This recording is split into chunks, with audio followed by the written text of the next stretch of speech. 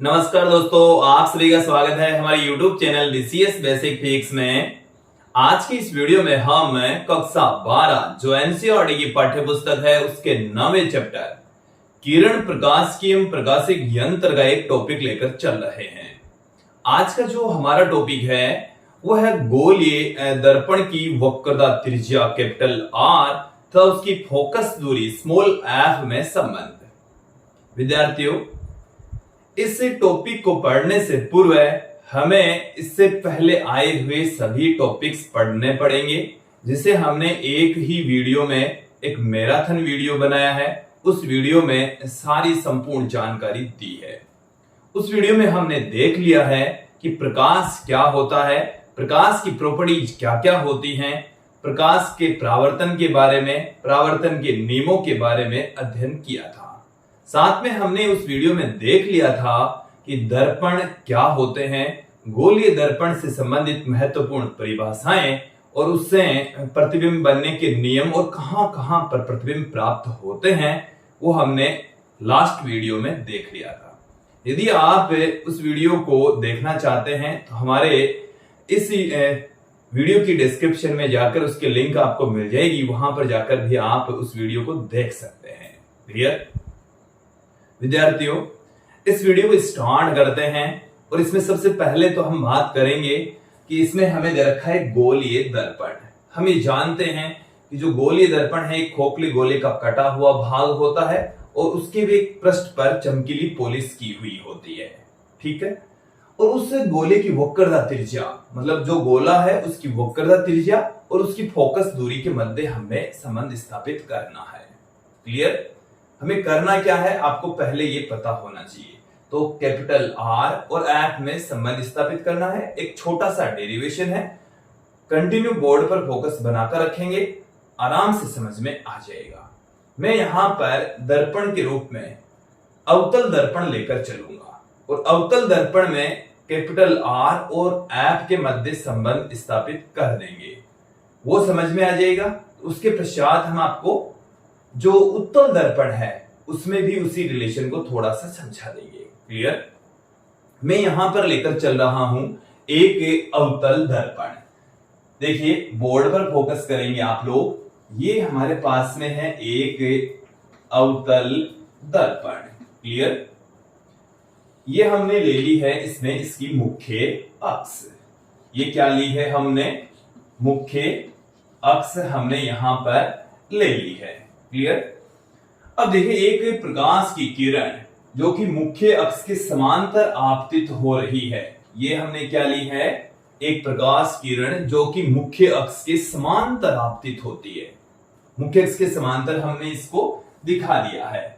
और जो मुख्य अक्ष के समांतर प्रकाश की किरण आती है वो फोकस बिंदु में से होकर जाती है। हम नियम का यदि जानते हैं कि मुख्य अक्ष के समांतर आपतित होने वाली जो प्रकाश की किरण है वो फोकस बिंदु में से होकर जाएगी।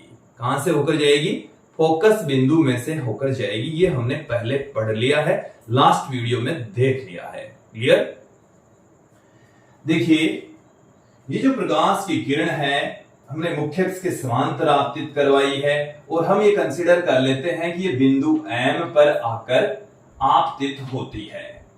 अब मैं इस प्रकाश किरण के लिए यहां पर अभिलंब का निर्माण करने वाला हूं। हम ये जानते हैं कि जो अभिलंब है वो दर्पण के पृष्ठ के लंबवत होता है। अभिलंब आपतित किरण वाले बिंदु पर बनेगा और जो पृष्ठ है अंतरा पृष्ठ है उस अंतरा पृष्ठ के ठीक लंबवत दिशा में होता है।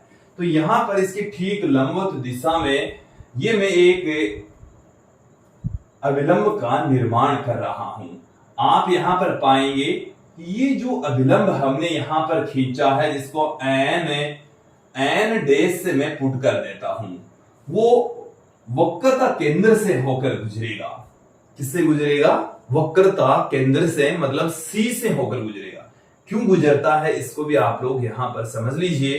देखिए जो वक्रता केंद्र होता है वो इस गोले का कट जो गोलीय दर्पण है जिस गोले का कटा हुआ भाग होता है उसका केंद्र ही होता है। क्लियर, तो यदि आप इस वक्रता केंद्र से दर्पण के ऊपर कोई रेखा खींचते हैं तो उसकी त्रिज्या को इंगित करता है और त्रिज्या सदैव वृत्त की परिधि के साथ में 90 डिग्री का कोण बनाती है। त्रिज्या और परिधि के बीच का कोण कितना होता है? 90 डिग्री होता है। तो यहां पर इन दोनों के बीच का जो एंगल है, इस त्रिज्या मतलब इसके बीच का वो 90 डिग्री होता है, और अभिलंब और इस दर्पण के बीच का भी एंगल कितना होगा? 90 डिग्री होगा। अर्थात ये जो प्रकाश की किरण आपतित हो रही है, इसके लिए जब हम अभिलंब का निर्माण करते हैं तो वो अभिलंब इसके वक्रता केंद्र से पारित होगा। किससे पारित होगा? वक्रता केंद्र से पारित होगा, जिसको हमने सी से लिखा है। किससे पुट किया है? सी से। बताइए यहां तक ये डायग्राम समझ में आ गया? समझ में आ गया होगा। अब देखिए हम यहां पर चर्चा करेंगे कि यह है आपतित किरण और यह है अभिलंब। आपतित किरण और अभिलंब के मध्य का कोण आपतन कोण कहलाता है। वो मैं यहां पर ले लेता हूं थीटा। कितना ले लेते हैं हम यहां पर? थीटा ले लेते हैं। ये कीजिए जो एंगल है वो थीटा है। तो अभिलंब और यह है परावर्तित किरण। अभिलंब और परावर्तित किरण के बीच का एंगल भी उतना ही होता है। आपतन कोण और परावर्तन कोण दोनों बराबर होते हैं। तो आपतन कोण थीटा, तो परावर्तन कोण भी कितना होगा? थीटा होगा। क्लियर? अब यहां पर आप इस डायग्राम से देखेंगे कि आपतित किरण तथा मुख्य अक्ष दोनों एक दूसरे के समांतर है। ये हमने एक यहां पर रेखा खींची है, तो ये इन दोनों समांतर रेखाओं के बीच में एक तिर्यक रेखा की भांति काम कर रही है। तो इसका ये वाला एंगल और ये एंगल सेम होगा। ये एंगल इन दोनों के थीटा प्लस थीटा 2 थीटा हो गया, तो ये एंगल इसका 2 थीटा हो गया। ये दोनों समांतर रेखाओं की भांति, तो ये यहां पर अभिलंब है, वो एक तिर्यक रेखा की भांति काम कर रहा है। तो ये एंगल थीटा, तो ये एंगल भी इसका कितना हो जाएगा? थीटा। बताइए डायग्राम यहां तक समझ में आ गया क्या? कि ये एंगल थीटा, तो ये एंगल थीटा क्यों हुआ? क्योंकि ये आपतन कोण और परावर्तन कोण है, जो कि दोनों सेम होते हैं। ये दोनों एंगल 2 थीटा, तो ये एंगल भी कितना हो जाएगा? 2 थीटा। ये एंगल थीटा, तो ये एंगल भी कितना हो जाएगा? थीटा हो जाएगा। यहां तक समझ में आ जाना चाहिए। अब देखिए कि ये जो आपतित किरण है वो मुख्य अक्ष के समांतर है और मुख्य अक्ष के नजदीक आपतित होती है। मतलब मुख्य अक्ष से इसकी जो डिस्टेंस है वो बहुत कम है, बट हमने इसको समझने के लिए थोड़ा सा दूर दिखाया है। क्लियर? और जब मुख्य अक्ष के बहुत नजदीक आकर आपतित होती है तो इसको हम यहां से इस बिंदु एम से यदि इसके ऊपर लंब डालें तो उसको हम बिंदु पी पर ही मान लेते हैं कि ये जो बिंदु पी है वो थोड़ा सा दर्पण पर इधर होता है, बट इन दोनों को हम एक ही जगह पर कंसीडर कर लेते हैं। एक ही जगह पर है। इस दर्पण को हम लगभग सीधा यहां पर मान लेते हैं। हालांकि ये सीधा नहीं है, इसमें वक्रता है, बट ये जो समांतर प्रकाश की किरण आपतित हो रही है वो मुख्य अक्ष के लगभग नजदीक आ रही है। तब ये जो एंगल है थीटा वो बहुत छोटा होगा और इसे हम लगभग सीधा मान सकते हैं। थोड़ा सा हमें यहां पर कंसीडर करके चलना पड़ेगा। तो अब यहां पर आप देखिए, मैं लेकर चल रहा हूं इस डायग्राम में, चित्र में देखिए, चित्र में त्रिभुज मैं ले रहा हूं, त्रिभुज सी एम पी में। त्रिभुज सी एम पी को गौर करके देखिए, ये है C M P. C M P के अंदर हम लेंगे साइन थीटा। साइन थीटा ले लीजिए, नहीं तो इसमें देखिए टेन थीटा ले लीजिए। लंब है एम पी हो जाएगा और आधार यहां पर सी पी हो जाएगा। मैं टेन थीटा लीजिए। टेन थीटा बराबर क्या होता है? टेन का जो फॉर्मूला होता है वो क्या होता है? लंब बट्टे में आधार। लंब बट्टे में आधार होता है। क्लियर? तो देखिए लंब यहां पर कितना है? इस ट्राइंगल के अंदर थीटा के सामने वाली भुजा लंब होती है जो कि एम पी के बराबर है। आधार यहां पर कितना है? सीपी। तो एम पी अपॉन में सीपी। टेन थीटा बराबर क्या आ गया? एम पी अपॉन में सीपी आ गया है। क्लियर? अब देखिए यदि थीटा अति अल्प है, थीटा क्या है? अति अल्प है, बहुत छोटा है, और जब थीटा बहुत छोटा होता है तो उस स्थिति में हम टेन थीटा को क्या लिख सकते हैं? Tan theta nearly equal to theta लिखा जा सकता है। थीटा का मान जब बहुत छोटा होता है तो टेन थीटा थीटा के इक्वल हम यहां पर पुट कर देंगे। देन हमें क्या मिल जाएगा, इस टेन थीटा की जगह हम थीटा पुट कर देंगे तो थीटा बराबर हमें मिल गया है MP अपॉन में CP, और इसको मैं देता हूं इक्वेशन नंबर 1, समीकरण 1 इसे हम दे देते हैं। यहां तक समझ में आ गया होगा। फिर से हम इस ट्रायंगल को यूज में लेते हैं। इस डायग्राम के अंदर एक दूसरा ट्रायंगल यूज में लेंगे। चित्र में त्रिभुज FMP में FMP, F ये रहा, M ये रहा, P ये रहा। तो FMP के अंदर हम एक फिर से देखिए टेन का ही फॉर्मूला लगाएंगे। FMP ट्रायंगल दिख रहा है आप लोगों को, एक बार अच्छे से देख लीजिए। FMP तो यहां से ये है 2 थीटा, तो tan 2 थीटा का मान अब की बार हम निकालेंगे। इसका मान निकालेंगे tan 2 थीटा। देखिए tan का जो फॉर्मूला होता है वो क्या होता है, लंब बट्टे में आधार, लंब बट्टे में आधार। तो इस ट्रायंगल के अंदर देखिए लंब क्या होगा, कौन सा ट्रायंगल है, FMP। तो इसमें थीटा के सामने वाली भुजा होती है लंब, तो 2 थीटा के सामने वाली भुजा तो कितनी है, MP। भुजा क्या है, MP। आधार कितना है, FP। आधार क्या है, FP। तो ये हमारे पास में tan 2 थीटा बराबर आ गया है MP बट्टे में FP। और जब थीटा अतियल्प है तो tan थीटा को आपने थीटा लिखा, तो 2 थीटा भी अतियल्प होगा। 2 थीटा अतियल्प होने पर,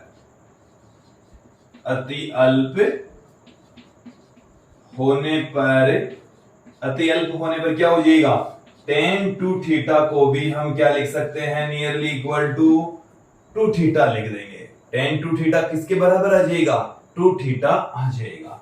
देन हमें क्या मिल जाएगा, यहां से देखिए ये जो tan 2 थीटा है वो 2 थीटा के बराबर आ जाएगा। देखिए विद्यार्थियों, ये ऐसा क्यों करते हैं, हमने एक नियरली इक्वल टू वैल्यू लिया है। जब थीटा देखो tan 0 का मान होता है 0, और 0 से मान यदि आप थोड़ा सा बड़ा ले लेते हैं तो tan थोड़ा सा बड़ा मान है थीटा का, तो लगभग थीटा के बराबर ही उसकी वैल्यू आ जाती है। इसलिए हम tan थीटा को थीटा के इक्वल पुट कर सकते हैं, पुट कर देते हैं। ठीक है, तो यहां पर tan 2 थीटा को हमने 2 थीटा पुट कर दिया, तो ये जो tan 2 थीटा है इसको हमने लिख दिया 2 थीटा बराबर MP अपॉन में, क्योंकि ये tan 2 थीटा तो MP अपॉन में FP के बराबर है, तो MP अपॉन FP, इसको मैं देता हूं इक्वेशन नंबर 2, समीकरण 2 हमने दे दिया है। अब आप यहां पर देखेंगे समीकरण 1 है थीटा के बराबर, समीकरण 2 है 2 थीटा के बराबर, तो समीकरण 1 को उठाकर हम समीकरण 2 में पुट कर देंगे। समीकरण 1 को उठाकर हम किस में पुट कर देंगे, 2 में पुट कर देते हैं। देन हमें क्या मिल जाएगा, समीकरण 1 को समीकरण 2 में रखने पर, समीकरण 1 को उठाकर हम समीकरण 2 में पुट कर देंगे, रख देंगे, 2 में रख देंगे। तो 2 में जब इसको हम रख देंगे तो 2 गुणा में थीटा की वैल्यू कितनी है, MP अपॉन में CP, MP अपॉन में CP बराबर MP अपॉन में CP, इस थीटा की वैल्यू रख दी, बराबर में क्या है MP अपॉन में FP, MP अपॉन में FP, MP अपॉन में FP। देखो दोनों तरफ से MP से MP कैंसिल हो जाएगा, दोनों तरफ से MP से MP क्या हो जाएगा, कैंसिल हो जाएगा। अरे ऐसे P से P कैंसिल मत कर देना, P से P कैंसिल नहीं होगा। ये पूरा जो MP है एक भुजा है, ये एक पूरी भुजा है, तो ये जो MP भुजा है इस MP से तो कैंसिल हो सकती है। क्लियर। देन यहां पर हमें क्या मिल जाएगा, 2 बट्टे में CP बराबर 1 बट्टे में FP मिल जाएगा। इसको हम इस तरीके से भी लिख सकते हैं, देखिए इसको मैं इधर ले आऊं तो FP बराबर CP बट्टे में 2, FP बराबर CP बट्टे में 2। अब विद्यार्थियों हम यहां पर ये FP और CP है क्या, इस डायग्राम से देख लेते हैं। देखिए FP यहां से लेकर यहां तक की डिस्टेंस है जो कि फोकस दूरी के बराबर होती है, क्योंकि F और P के बीच की डिस्टेंस क्या होती है, फोकस दूरी होती है। और C और P के बीच की जो डिस्टेंस है वो वक्रता त्रिज्या होती है। तो CP तो है R और FP क्या है, स्मॉल f। तो यहां पर ध्यान देंगे, CP तो है कैपिटल R और FP क्या है, स्मॉल f है। CP है वक्रता त्रिज्या कैपिटल R और FP क्या है, स्मॉल f। तो स्मॉल f बराबर क्या आ गया, कैपिटल R बट्टे में 2। तो f बराबर आ गया है R बट्टे में 2, अर्थात गोलीय दर्पण की जो फोकस दूरी है वो वक्रता त्रिज्या की आधी होती है। तो गोलीय दर्पण की फोकस दूरी और वक्रता त्रिज्या के मध्य हमने संबंध यहां पर स्थापित किया, तो इसमें हमें प्राप्त हो चुका है f बराबर R बट्टा 2, R बट्टे में 2 प्राप्त हो चुका है। क्लियर। अब देखिए, ये तो हमने आप लोगों को समझाया किसी अवतल दर्पण के लिए, किसी अवतल दर्पण के अंदर ये सब कुछ हमने समझाया। आप यदि इसको उत्तल दर्पण में भी समझना चाहें तो वहां पर भी इसे समझ सकते हैं। मैं एक उत्तल दर्पण में भी आप लोगों को समझा देता हूं। बोर्ड पर फोकस करेंगे। ये हमने ले लिया है एक उत्तल दर्पण। क्या ले लिया हमने, एक उत्तल दर्पण ले लिया। ये मैंने इसकी मुख्य अक्ष खींच दी है। देखिए, इस पर भी हम मुख्य अक्ष के समांतर एक प्रकाश की किरण आपतित करवाएंगे जो कि परावर्तन के पश्चात फोकस बिंदु से जाती हुई नजर आएगी। जैसे कहां से जा रही है, ये फोकस बिंदु से जा रही है। क्लियर। ये जो प्रकाश की किरण है वो बिंदु M पर आपतित हो रही है। कहां पर आपतित हो रही है, M से इसके ऊपर लंब डालेंगे मुख्य अक्ष पर, तो ये लगभग बिंदु P पर ही आपतित हो रही है। कहां पर आकर मिल रही है, बिंदु P पर ही आकर मिल रही है। जैसे हमने इसमें माना था, ठीक उसी प्रकार से इसमें भी मान लेंगे। यदि यहां पर हम अभिलंब खींचें, ये हमने अभिलंब यहां पर भी खींच लिया, तो आप पाएंगे कि ये जो अभिलंब है वो मुख्य अक्ष से वक्रता केंद्र से होकर गुजरेगा। कहां से होकर गुजरेगा, वक्रता केंद्र से होकर गुजरता है। ठीक है। इस अभिलंब और आपतित किरण के बीच का कोण थीटा, तो अभिलंब और परावर्तित किरण के बीच का एंगल भी कितना होगा, थीटा होगा। क्लियर। तो ये अभिलंब लिया, तो आपतित किरण अभिलंब के बीच का कोण थीटा, तो परावर्तित अभिलंब के बीच किरण का बीच का कोण भी कितना होगा, थीटा ही होगा। यहां तक ये आप लोगों को समझ में आ जाना चाहिए। यदि फिर देखो, यदि ये एंगल थीटा है तो ये एंगल भी थीटा होगा। ये एंगल सारा 2 थीटा है तो ये एंगल भी 2 थीटा होगा। देखो, ये एकांतर कोण है, मतलब संगत कोण है। ये समांतर रेखाएं हैं, ये ऐसे तिर्यक रेखाएं हैं, तो ये इनके संगत कोण हो गए हैं। कौन से कोण हो गए, संगत कोण। ये कोण पूरा 2 थीटा, तो ये 2 थीटा, ये थीटा, तो ये थीटा हो गया। क्लियर। यहां तक समझ में आ गया। अब देखिए, यहां से यहां तक की डिस्टेंस f है और यहां से यहां तक की डिस्टेंस कैपिटल R है। फोकस दूरी और वक्रता त्रिज्या मैंने यहां पर इस डायग्राम में भी दिखा दिया है। अब आप देखेंगे कि सिमिलर इसी टाइप का ही ये डायग्राम बन चुका है। यदि आप इसका डेरिवेशन करेंगे तो सेम डेरिवेशन आएगा। इसमें भी आप tan थीटा निकालेंगे, ये आपके पास में बन गया है। इसमें आप tan थीटा, तो लंब ये वही MP होगा, आधार ये CP होगा। तो MP बट्टे में CP, ये tan थीटा के बराबर है। यहां से tan थीटा को हम क्या लिख सकते हैं, नियरली इक्वल टू थीटा। कब लिख सकते हैं, जब थीटा बहुत छोटा होता है तो लिख सकते हैं। क्लियर। तो थीटा बराबर MP बट्टे में CP आ गया। थीटा बराबर क्या आ गया, इस डायग्राम में भी आ जाएगा, इसमें भी आ जाएगा, दोनों में सेम चलेगा। और फिर अब की बार ये वाला ट्राइंगल लेंगे, इसमें tan 2 थीटा निकालेंगे, लंब बट्टे में आधार, तो लंब इससे 2 थीटा के सामने वाली भुजा MP हो गया, आधार ये FP हो गया। तो MP बट्टे में FP tan 2 थीटा के बराबर, और tan 2 थीटा है वो किसके बराबर है, 2 थीटा के इक्वल है। तो 2 थीटा बराबर आ गया MP बट्टे में FP। थीटा की वैल्यू उठाकर यहां पर हम पुट कर देंगे, तो यही हमारे पास में आ जाएगा। ये रिलेशन MP से MP कैंसिल हो गया। CP और FP की जब वैल्यू पुट कर देंगे तो हमें F बराबर R बट्टे में 2 मिल जाएगा, प्राप्त हो जाएगा। तो ये था किसी गोलीय दर्पण की वक्रता त्रिज्या तथा उसकी फोकस दूरी के मध्य संबंध। और मुझे उम्मीद है आप लोगों को ये जो रिलेशन है वो अच्छे से समझ में आया होगा। आज के लिए इतना ही। धन्यवाद दोस्तों।